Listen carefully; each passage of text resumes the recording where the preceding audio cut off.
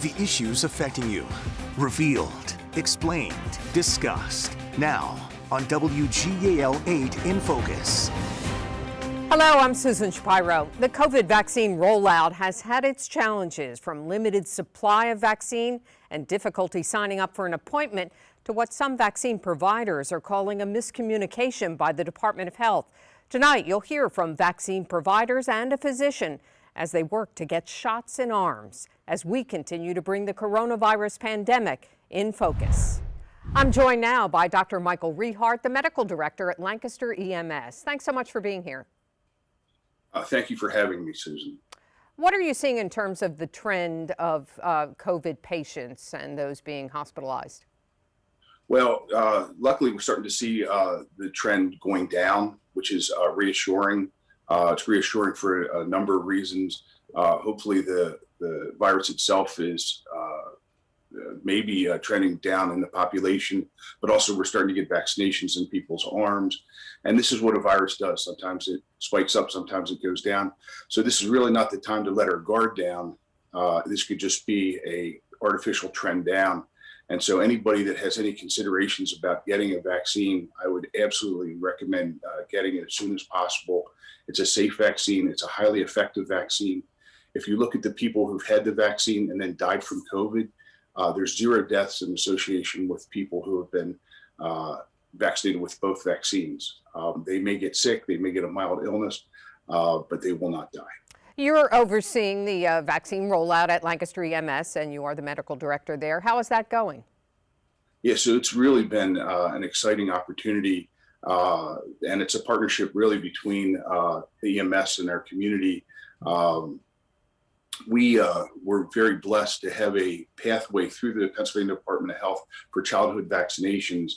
And by having this pathway in existence with the appropriate refrigeration, materials, training of our staff to give childhood vaccinations, it was a natural next step to do the COVID-19 vaccinations. But yet there has been so much confusion between the providers and the Department of Health, and withholding doses, not withholding doses. What's your reaction to all of that? Well, I think that this is an example of building the plane as it flies. Really, we were hit with a pandemic of epic proportions. And so I'm not surprised that there's some glitches in the overall distribution. But I think that everything we see, everything is very positive. We're still moving in the right direction. We're getting shots in people's arms, and that's really what it's all about. But do you think if there was a problem with supply that they should have advised providers not to continue giving first doses if there weren't enough on hand for the second doses? Well, you know, that's controversial because if you see the first dose gives about 40% immunity just with one dose. And so, you know, it's an individual, case-by-case basis, whether you decide to give one dose or wait until you have the second dose. And at Lancaster EMS, we went ahead and chose to start giving the doses with the hope that we would get the second dose, and we've been very successful so far. And what about going forward? And now that the department has said, there is a shortage at this point, or there is a lack of supply, what's your concern? Well, I hope that the same infrastructure that brought this vaccine to market so quickly will be able to adapt and overcome the supply issues that we have right now. And what's it been like in terms of your patients who's coming to Lancaster EMS to get the vaccine, and how is that going again? Oh, it's been wonderful. The people have been very receptive. As a matter of fact, we've opened it up to 1A, category 1A people in the community, and we have over 10,000 people on our list. So people can call our number or sign up online at lemsa.com. But right now we have 10,000 people waiting for a dose of the COVID-19 vaccine. The people that come to us, it's free of charge. This is being done as a service to the community, and they're extremely grateful. And I think everybody that gets the vaccine, especially when you get the second vaccine, has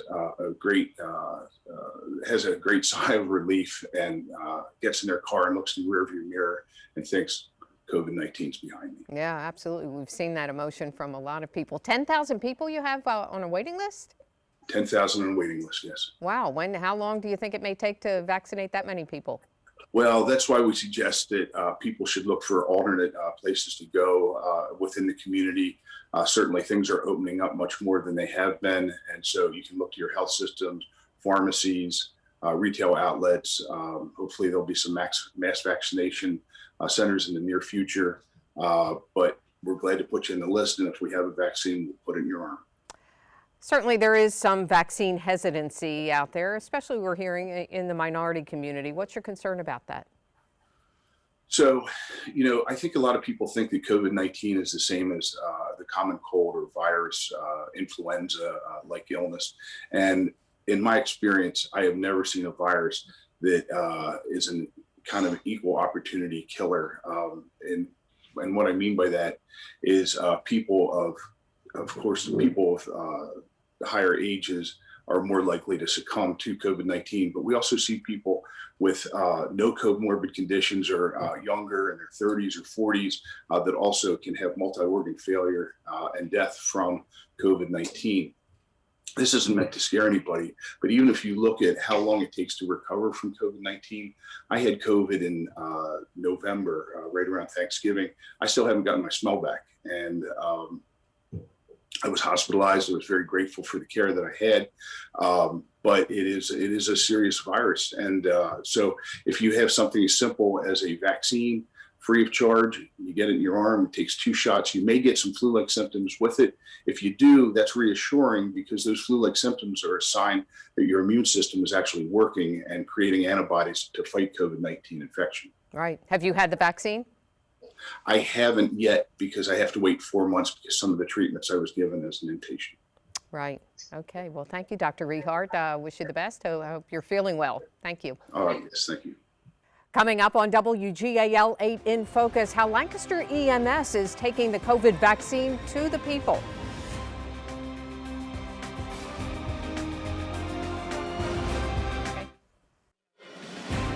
This is WGAL 8 in Focus, coverage you can count on. Joining us now is Carly Mua, who's the Community Paramedicine Program Supervisor at Lancaster EMS. Thanks for joining us. First of all, just tell me quickly what the Community Paramedicine Program is. Community paramedicine is a way to utilize paramedics in a non-traditional role to meet community needs, to meet patient needs. We focus more on preventative care rather than reactionary 911 calls.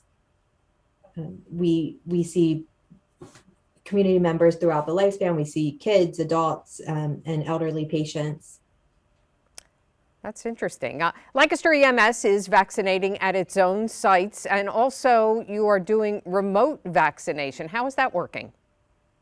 It's working out great. We're working with community leaders to bring vaccinations to elderly patients and patients that fall into the 1A category who may not be able to travel for the vaccine. How have you been able to set that up? We have worked with community members, people that, we worked with community members to pre-register individuals at a few locations. We have a pre-registration process. Paperwork is filled out ahead of time, and then we show up with the vaccine, administer in a clinic style setting, monitor for 15 to 30 minutes, and then do another group of people. And we are able to get about 60 vaccinations out every 2 hours. As well as we've had multiple residents on hand to answer questions and just make the community feel safe getting the vaccine and feel like they have all the information that they need. What's been the reaction from the community to doing that and taking it to the people? It's been great. We have a lot of requests. We have the first 2 went very, very smooth, and some of the residents that were able to see other residents getting the vaccine, now they want to sign up for the next time that we go out. So the reaction has been exactly what we want. We wanted to get vaccine out, and we also wanted to provide education about the vaccine and encourage more people to accept it. Are you seeing much vaccine hesitancy in that community? We've had some questions, but not hesitancy. people definitely want to have questions answered prior to getting the vaccine, but I have not seen any reluctance as far as accepting it, and people are very excited to have it offered. All right, well, let's talk supply. How are you able to have enough supply for this kind of thing? We are just planning clinics as we get vaccine supply in. So far, we have not had any issues with supply. Our clinics are a little smaller than some of the larger operations, but so far we've had no issues getting enough vaccine supply. And do you think that is going to continue, being able to give the second dose? Obviously, we have had some supply issues and some communication issues with the Department of Health that we have seen. What about that second dose for folks? Right now, we're following the procedures that the Department of Health has laid out as far as requesting first doses and second doses, and using first doses as first doses, using second doses as second doses. And so, like I said, so far we've had no problems, and I anticipate not having any. What do you think about the communication from the Department of Health about whether to hold the second doses or not? What's been your experience? My experience has been good. I am in contact with them initially we signed up for the VFC program. We partnered with the Department of Health for our VFC program, and I've had great communication from the Department of Health through that program. That is what led the way for us to enroll in the COVID-19 vaccination program. And to date, I have not had any issues. So you expect you'll be able to give all the second doses to the folks you're giving the first doses to? Yes, I mean, I can't say 100% for sure that's what's going to happen, but I have no reason to believe that I won't. And what's this like, Carly, to, taking the vaccine to the people and getting these vaccinations out? What do you think about it? I mean, it's exciting. Like I mentioned, community paramedicine is using paramedics in a new way to reach goals and prevent care gaps and lessen disparities.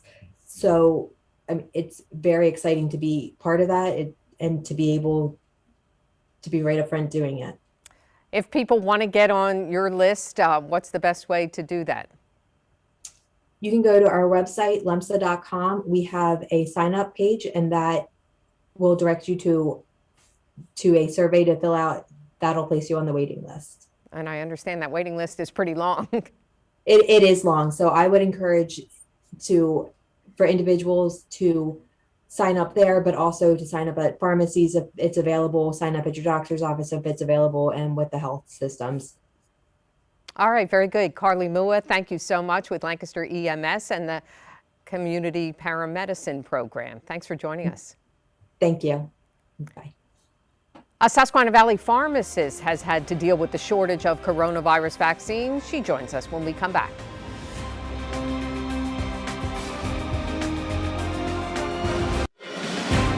This is WGAL 8 in Focus. Coverage you can count on.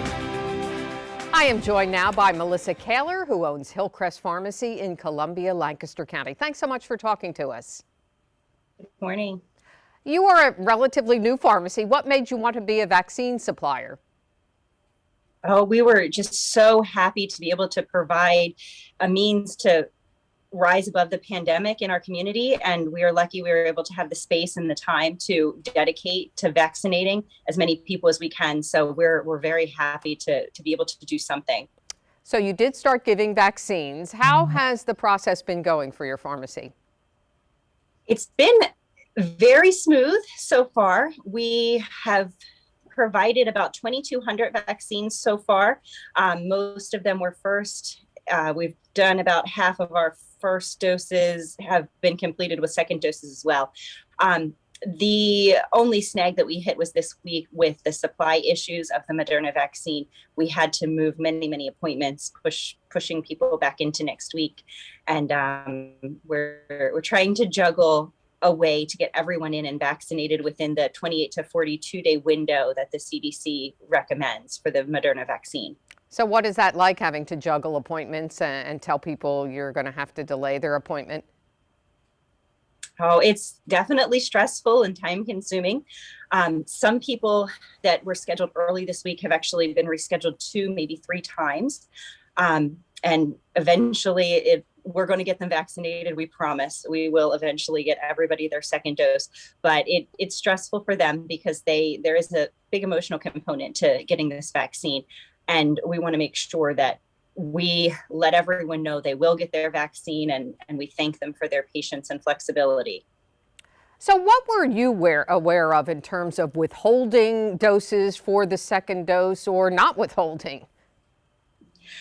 Well, I'm a pretty big planner. So I had 2 weeks ago, before we had started our second doses, I had 700 doses of Moderna vaccine in my freezer. And that week, we did not get any shipment at all. So I called our representative at the health department and said, why didn't we get any shipment? I have people lined up, 2,000 on my waiting list, people calling every day. We didn't get any. Is it because I have 700 doses reserved? Does it look like I'm not vaccinating? And I was told, yes, it looks like you're holding on to too much vaccine. We need to move the vaccine that we have. I think I misunderstood that direction to be coupled with other information in the media saying to go ahead and move the vaccine that we have.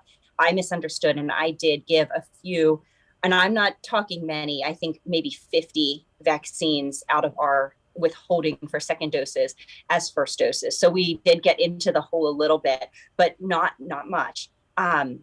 Our big issue came with the supply issue for this week. We did not get any shipment this week, and this is a big week for second doses. So we are without vaccine right now, and we're hoping to get it very soon. Well, what's the communication been like with the Department of Health? Do you think there has been miscommunication? I think that we can do better. I definitely do. Providers are now supposed to get an email at the beginning of every week to help us plan that will say how many doses we're getting for second doses, how many doses we're getting for first doses. That program started last week, and between last week and this week, I believe it was Wednesday afternoon and evening that we finally did get that communication. Prior to that, there was really no distinction when vaccine came into the facilities, whether it was for first doses or second doses. So we, as providers, we didn't really know, okay, we need to hold on to this, it's first dose, we need to hold on to this for second doses. It's all the same vaccine. It's not a separate product for first and second. So this new program of communicating which is first and which is second is very helpful for us. But I wish that it would come earlier in the week rather than through the week, just for planning purposes. It's just difficult to plan your appointments when you've got, we vaccinate between 80 and 100 people a day. So that's a lot of appointments to have to juggle if we don't know exactly when vaccine's coming in.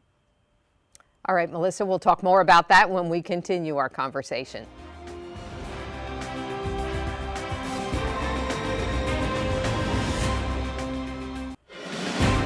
This is WGAL 8 in Focus, coverage you can count on. We continue our conversation with Melissa Kaler, who owns Hillcrest Pharmacy in Columbia, Lancaster County.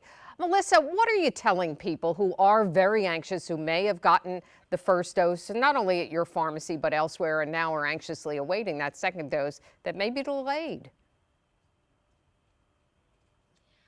We try and reassure everyone that they will get their second dose. If you've gotten a first dose with us, you will get a second dose with us. The Department of Health is very clear that we will be able to provide the second dose. Everybody is anxious because the CDC has extended the recommended time window from 28 days to now it's between 28 and 42 days for your second dose. Many people are very nervous and upset that they can't get in right on day 28. And some of them we're seeing day 41 and they are nervous. And I understand that there's a lot of emotion associated with this vaccine, but I do want to express to everyone that got their vaccine with us at Hillcrest that you will get your second dose. That is a guarantee. This is a lot of juggling, isn't it? Oh, it certainly is. It's about 80 to 100 people's appointments every day that we're having to reschedule. So it is a lot of work, and I have a lot of help. I'm fortunate to say. In terms of storage, are you able to keep the doses? How does that work at your pharmacy? At our pharmacy, the vaccine supply is quite fluid. We get what we get in a week, and we generally move that vaccine, every last bit of it, in 7, 8, 9 days. So we don't have much by way of storage because we are able to move what we get in stock. It would be nice to be able to have a little bit more cushion and keep a little bit more, but I know that everybody is very anxious for this vaccine, and we try and get, when we have a vaccine in store, we open up appointments and we get it into arms. We have talked to some physicians who say even if it would go beyond the 42-day mark, you should still get the second dose. Absolutely. If by some reason the country or the state's supply is such that it's 43, 44 days, definitely get the second dose. All of the research supports the booster dose is very important. We will try our absolute best to get everybody in within 28 to 42 days. But if it's a little bit beyond that, I do still recommend getting that second dose. Melissa, thank you very much. And we very appreciate it. We wish you the best of luck with all of this. Thank you so much. Thank you for joining us for WGAL 8 in Focus. For all of us here at WGAL, I'm Susan Shapiro, and join us again next Saturday night at 7 o'clock for WGAL 8 in Focus after NBC Nightly News.